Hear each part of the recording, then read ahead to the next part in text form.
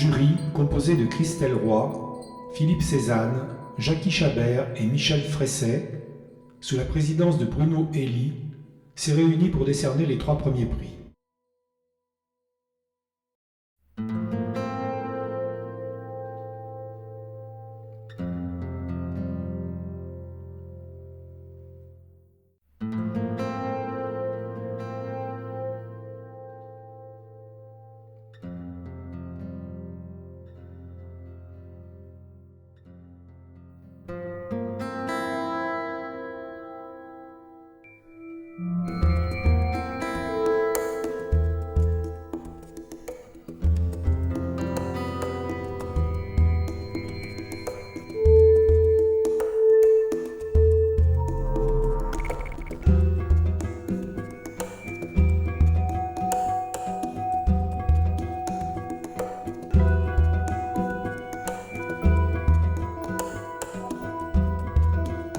Très tôt, en lisant le banquet de Platon, Platon disait que la cité idéale, c'est la cité dans laquelle le citoyen vit avec son âme.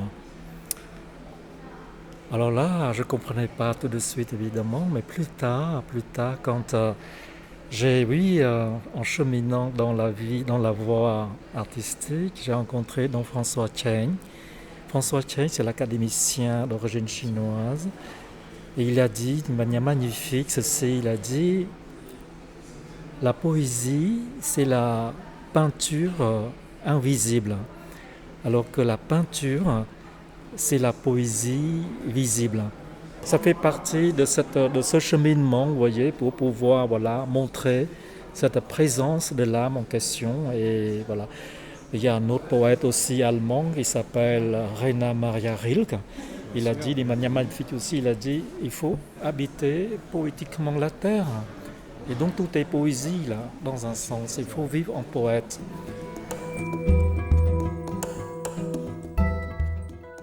Le diptyque présenté à l'entrée de l'exposition a été réalisé par les patients de la maison, les yeux bandés, avec l'obligation de ne pas lever le crayon.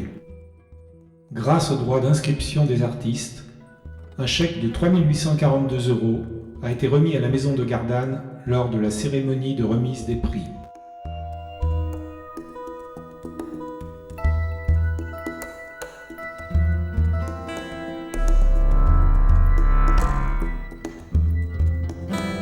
On vient du collège Minier, qui est un collège de centre-ville, et on essaye de développer les liens avec tous les lieux culturels autour de la ville.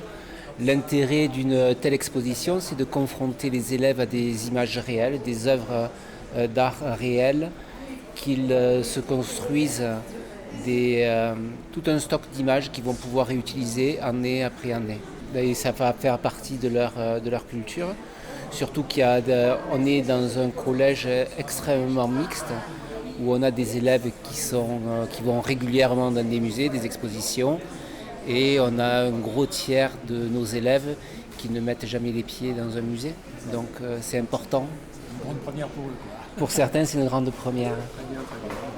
Très bien.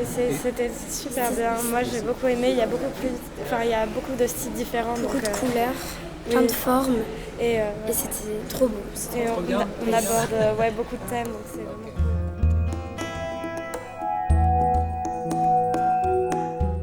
Plusieurs visites commentées de l'exposition ont été organisées avec des classes maternelles, des classes de collège, des patients de la maison de Gardanne et des personnels de la ville.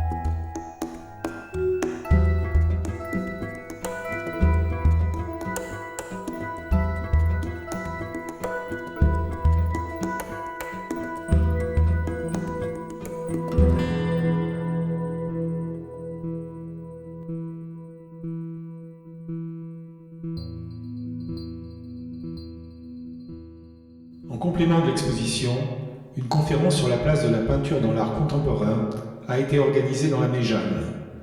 Elle était animée par Mireille Chardon, Mylène Duc et Alain Charrer-Méjean.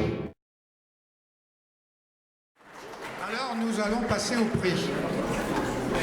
Et comme nous aimons le suspense, nous allons commencer par le 3e prix.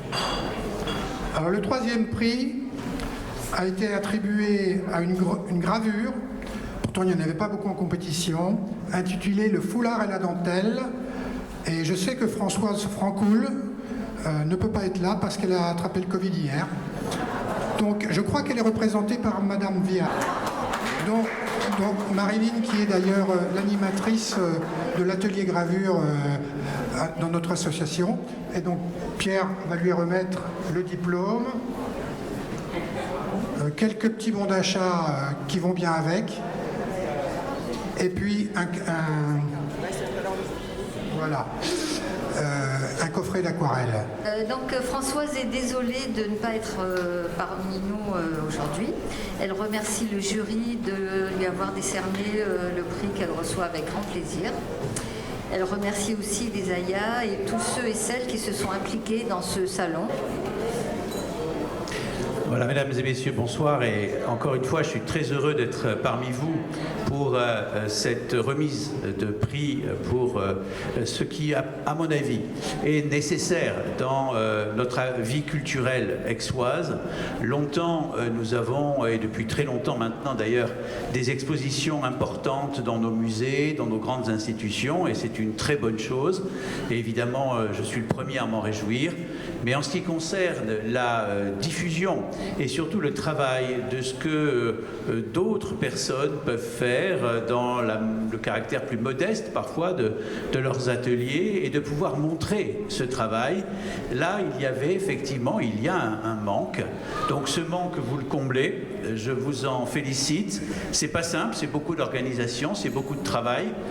L'accrochage, et Dieu sait si je suis attentif à cette dimension-là, l'accrochage est d'une très grande qualité. J'espère que toutes et tous, vous avez pu apprécier comment à la fois les œuvres étaient présentées, étaient accrochées strictement, c'est mon travail donc je sais l'apprécier, et comment les œuvres étaient éclairées. Tout ça paraît d'une évidence absolue, ça ne l'est pas du tout.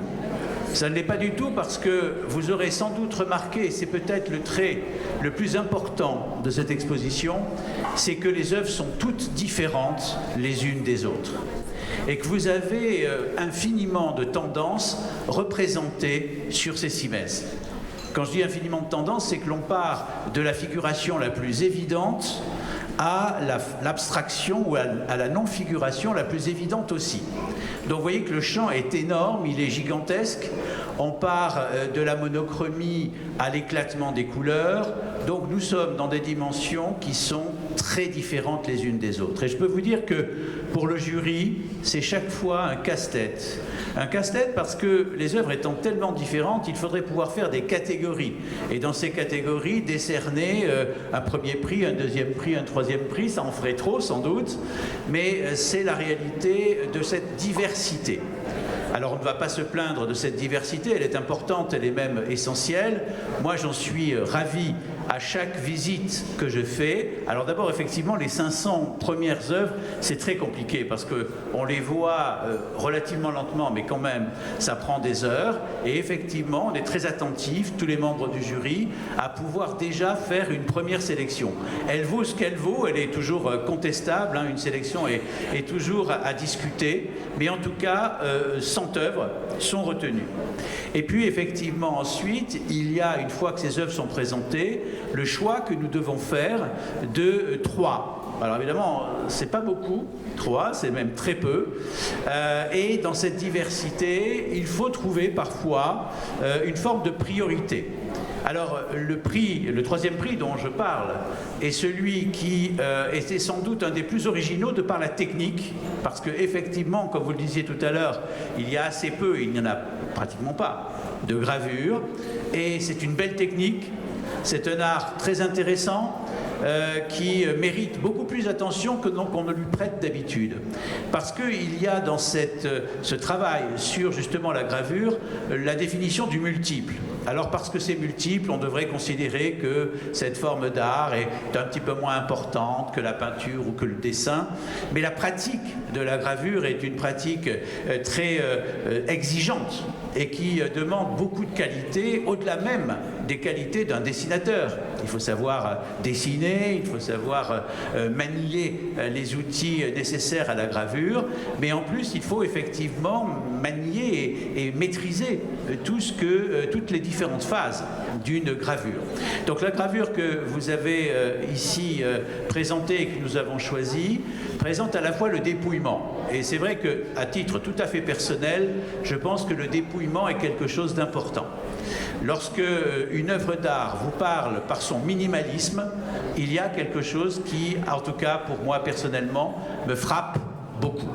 Et puis il y a la différence aussi faite entre le travail sur la couleur et le relief. Alors le relief, il est modeste, il est de même 1 millimètre ou même moins d'1 millimètre, mais ce relief, il est essentiel aussi. D'abord, il fait partie de la pratique même de la gravure, mais il apporte aussi une autre dimension. Et c'est pour ça que l'éclairage est très important, parce qu'on pourrait avoir un éclairage qui écrase complètement ce relief et qui fasse que cette dimension essentielle dans cette œuvre ne se voit pas.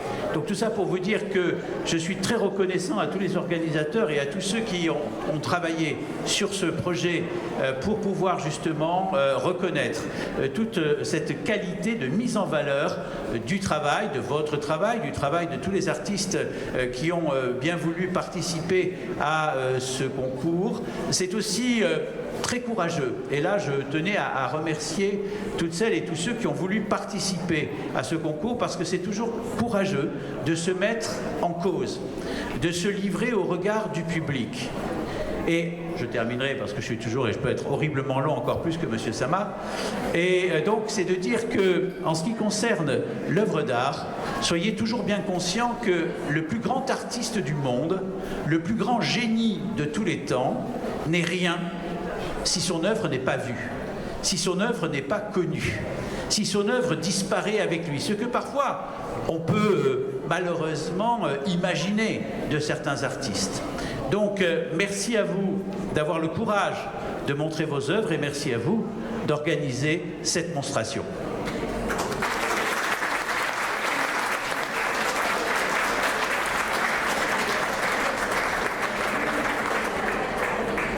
Alors le deuxième prix maintenant, donc j'appelle pour une œuvre réalisée au fusain, j'appelle Nicolas Panier. C'est M. Chabert, voilà, qui va commenter votre œuvre.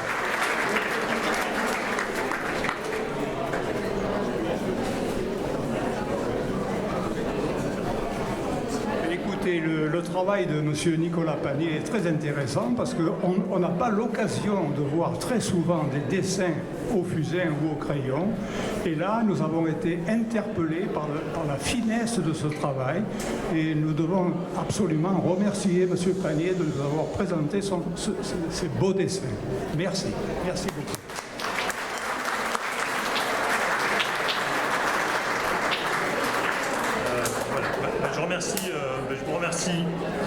Je remercie les jurys déjà d'avoir été touchés par mes dessins et l'organisation, le public qui est passé et voilà, je vous remercie tous. Merci.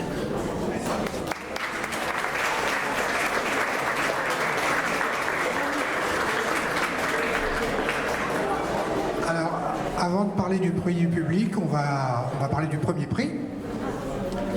Alors le premier prix pour une œuvre réalisée à la peinture à l'huile, donc vous voyez que les techniques sont vraiment différentes, et intitulé Entre ciel et mer, j'appelle Rémi Pascali.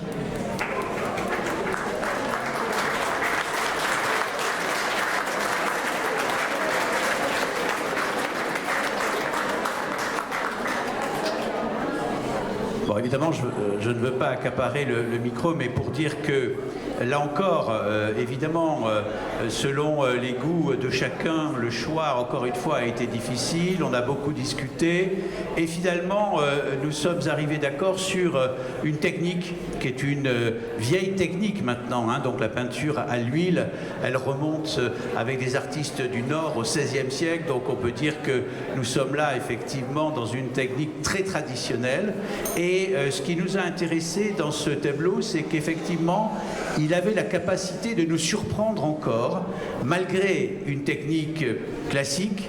Il y avait une ambiance, une atmosphère, une lumière dans cette œuvre qui nous a frappés et qui nous a permis de trouver un consensus dans l'ensemble du jury pour dire que cette œuvre pouvait être un premier prix. Alors à titre personnel, on en avait d'autres, j'en avais d'autres, mes collègues du jury aussi, on a vraiment beaucoup discuté et puis on est arrivé finalement à cette forme d'évidence autour de cette peinture qui est une peinture vivante, il y a du mouvement, il y a de l'action, il y a en même temps aussi comme un temps suspendu. Et c'est cette idée d'un temps suspendu qui nous a sans doute paru le moment, l'instant intéressant à traduire dans ce tableau.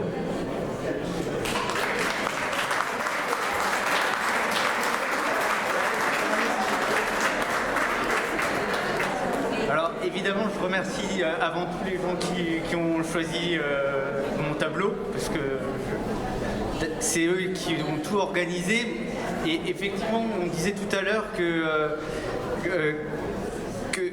ce type de lieu était peut-être des passerelles entre des gens qui sont amateurs comme moi et qui n'ont jamais exposé. C'est ma première expo.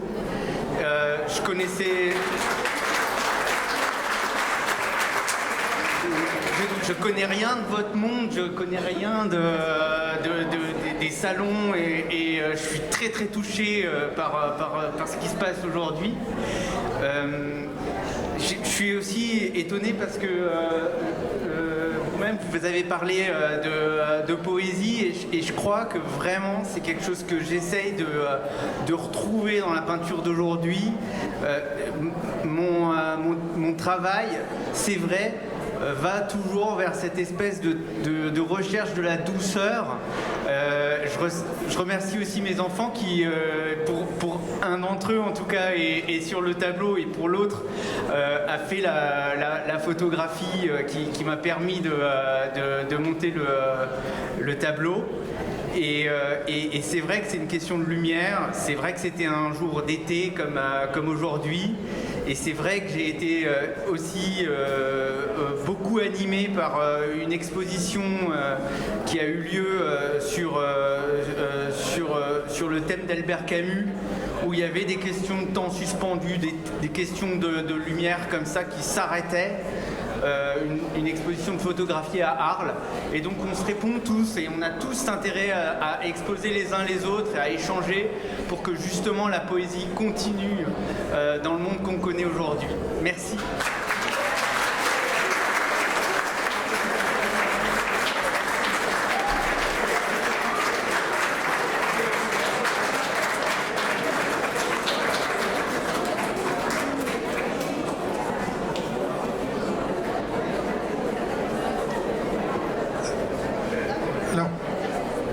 Nous allons maintenant décerner le prix du public.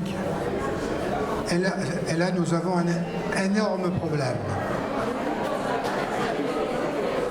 Parce que pour tout vous dire, chaque jour nous faisions le décompte et il y avait, entre les deux personnes qui sont en tête depuis le départ, il y avait 3, 4, 5 voix d'écart. À 16 h, il y avait une voix d'écart. Et à 17h30, il y avait toujours une voix d'écart. Donc, nous nous sommes réunis nous-mêmes et dans notre grande sagesse, nous avons décidé de remettre 2 prix du public. D'autant plus que les 2 œuvres sont complètement opposées, hein, par leur style. Donc, je vais commencer par appeler Jeannette Thobien.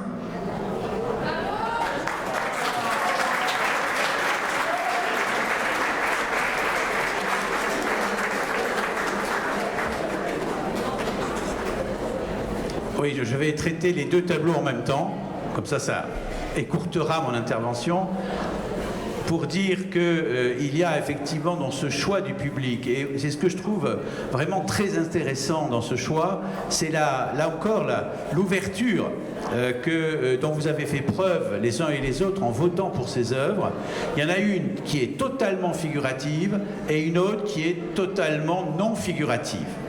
Et de ce point de vue-là, il me semble qu'il est intéressant de voir combien le goût, l'esthétique a évolué. Rappelons-nous, 100 ans, 150 ans en arrière, à l'apparition justement de cette non-figuration, de cette abstraction, c'était un refus total ou quasi total. C'était une révolution chaque fois qu'un artiste montrait une œuvre non figurative. Là encore, il faut toujours être à la fois courageux et modeste. Modeste parce qu'on sait toujours que l'art évolue, il évolue sans cesse. À chaque seconde, il est différent. Et en même temps aussi de se dire que finalement, il y a deux grandes constantes dans l'histoire de l'art, dans l'histoire de la peinture, dans l'histoire des arts. C'est cette tendance à la figuration et cette tendance à la non-figuration, à l'abstraction. On regarde dans toute l'histoire de l'humanité et on s'apercevra que nous sommes toujours entre ces deux dimensions. Donc finalement, votre choix correspond à quelque chose qui appartient à l'ensemble de notre humanité. Et comme l'artiste précédent vient de le dire, c'est vrai que nous vivons des temps très difficiles, très compliqués. Nous avons tous été frappés ces dernières années, les uns et les autres. Nous continuons à l'être de manière plus ou moins directe en ce moment. Et donc, je voulais affirmer haut et fort que les musées, que l'art, les artistes sont plus que jamais indispensables dans notre monde.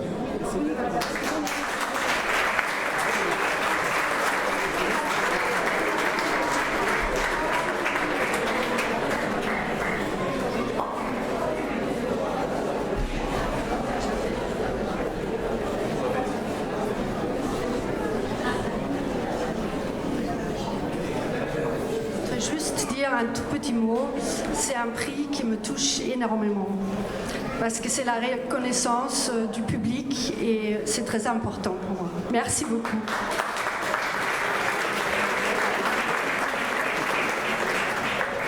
Alors le dernier prix, mais le deuxième prix du public donc, je vais appeler Camille Tchernik.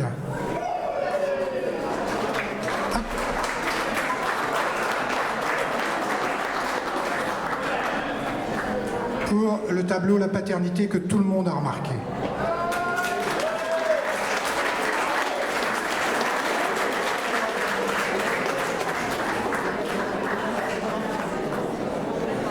Madame Tchernik ne souhaite pas s'exprimer, sans doute timide, donc je vais lui remettre son prix.